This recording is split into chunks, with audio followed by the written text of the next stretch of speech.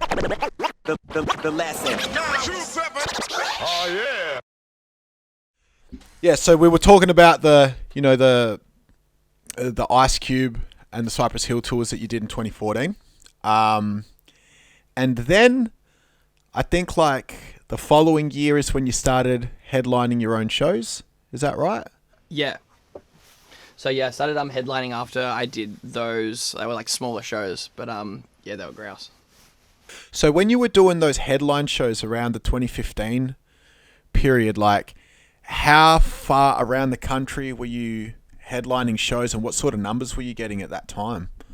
I think that like we did smaller shows. So I remember that my first show in Melbourne was at a place called Shabine, which isn't there anymore. I think it was like about 100 cap, and then so like sort of same as like Workers Club, and then I don't know where we did Sydney. Like we definitely did Sydney. I think we did like Rocket Bar in Adelaide because it was a guarantee. We did a guarantee in Perth as well, and then yeah, we did Brizzy too. I think so. I think we might not have done Tassie, but all the rest we did do, and Canberra we might not have done. But yeah, and majority they were pretty small. They were like 100, 200, just like starting off type thing because yeah, I hadn't been in front of like any more audiences, and then yeah, all my mates came down for the Melbourne one. It was sick. Sold it out, and then yeah, I think the Sydney one sold out as well. I think Colt Shotter was on the Sydney one first, so that was mad to have them on there. And then yeah, but they were all. I remember them being very wild shows as well, and because at the time I was doing a lot of like EDM, like rapping over EDM stuff. It got like pretty wild, so yeah, it was sick. Now, around that time, so that 2015 going into 2016, you also performed at a couple big shows. I think like you warmed up for Illy, you did one for All Day, you warmed up for Seth Century. You had a couple internationals in there as well, Hobson, Azalea Banks. Oh yeah, I forgot I did Hobson. That's mad that you remember. Out of those shows, like what were some of the memorable ones and why? Man, like Azalea Banks was actually sick. Like Azalea Banks, her stage show is mad. Like it is, she's got dances and stuff, and just her stage presence is sick. She whips out a megaphone as well, actually, and just like raps into the microphone. I was like, that's fucking dope. Yeah, her stage show was sick. Yeah, I can't. I would say Hobson was pretty cool as well. I grew up listening to Hobson quite a bit, and like so just supporting him. And I remember I met him the last time that he came and got a photo with him. Literally, like I have like a bald. I look older than I do now in the photo as well. Like I have like a bald head and like this gigantic like diamond earring, and I was wearing like a Raiders jacket or something like that and a Raiders beanie. And yeah, I met him and out the back of the corner when he played. And then I think the next time that he came down was when I supported him, which was I think it was at 170 Russell. But he has mad energy as well. Like he just comes out and like does tray flips on stage like with his skateboard before he like even starts sets and shit. And yeah, I remember talking to him about skating quite a bit because he was really into skating, and so am I. So, but those, yeah, they were pretty mad. And Seth's set is crazy too. Like I really appreciate Seth so much for having me on his tour. Remember when we were like when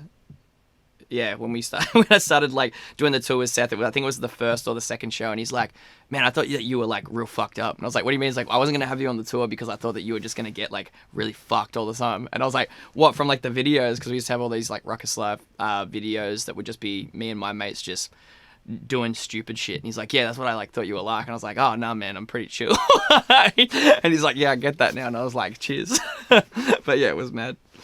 Not long after that, so 2016, you actually got announced for the only national support for the Wu-Tang Clan when they did the 3 arenas in Australia. Yes. Now, I think it was around this time where you first came onto my radar, because obviously Wu-Tang coming to Australia, it's promoted everywhere, and you read the details. Now, Cypress Hill, Ice Cube, big support slots.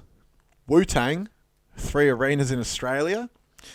I don't know how you go much bigger than that. How did you manage to, I guess, get yourself on the bill? And how was that experience for you? Yeah, so I got myself on the bill because my manager was fortunate enough to be able to book them. And when he booked them, he obviously had to go through them to ask if, like, who they wanted for supports, put me forward for support.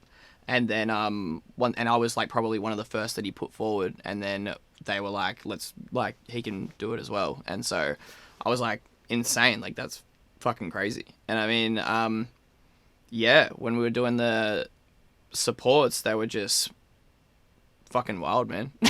They were just like, it was so cool because like my manager's such a great dude because he like makes like his acts feel very welcome, and like, you mean, like, takes them out to dinner, like, you know, if they want to go and do something, would take them. And I feel like probably other like touring agents and stuff like that would definitely, booking agents would do that with other artists, but he was just very like much open, like, whatever you want to do, like, we'll go do it. And so we got the opportunity, like, especially like me, Junior and JJ, we just got to the opportunity to, like, you know, be in like the studio with them and like listen to tracks that they were doing and like going to dinner and like speaking to them all and like just hanging out and stuff. And I mean, like, it was pretty insane, like, because compared to like doing Ice Cube and Cypress Hill, like, you'd meet them and you'd chat about stuff, but you wouldn't have like those intimate times where you would like sort of just, you know, you could just chat like about certain shit. And just talking to like each like every member like was just like a different experience as well. So like, I mean, that sort of blew my mind a little bit. But yeah, also like in doing that, like there was other things, like there's other bad things that come of it. So like, yeah, but it was like, it was insane, like not bad things that had come from like Wu-Tang, but as in like just to follow. And so yeah, it was sick, man. I'm forever grateful that that happened to me. And yeah, it was so like the crowds were nuts, dude. Like they were just so sick, and just watching them perform, and like, you know how legendary that they are, and like you're just witnessing like greatness before you is pretty surreal. Were they the biggest crowds that you've ever performed in front of to date? To that date, yeah.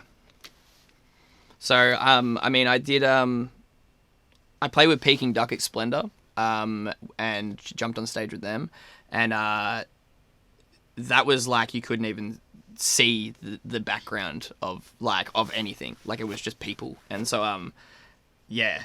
And I didn't drink for that, so it was pretty nerve-wracking. But those arena shows were definitely like on the, I think they were on the similar scale of like just, and especially because there was 3 of them and you were playing your own set, like pretty nuts.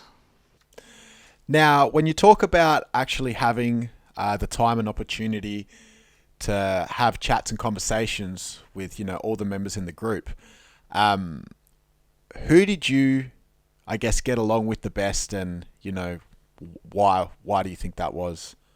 Man, like, they all have like just great personalities, and they're all so smart. I mean, me and Junior got a chance to have like, we were just out the back like smoking a joint with Jizza, and just talking to him about like rhyme schemes, and just the way that he writes his verses and like relates something. He was talking about how like if he wants everything to relate to a car, he'll do every bar about a car, but then try and mask it that it wouldn't be necessarily about a car, but then make it was very complicated. But then would make like, say like for example, like he'd be talking about a piano, but he'd make it in car terminology and stuff like that. And I just thought that was very creative. And then and just learning about that was sick. But getting along wise, I probably spent the most time with Ghost and Ray. And like, I mean, Raekwon is so funny, man. Like, he is the best dude. And yeah, he tried to like staunch my hype man out for his Tommy Hilfiger watch,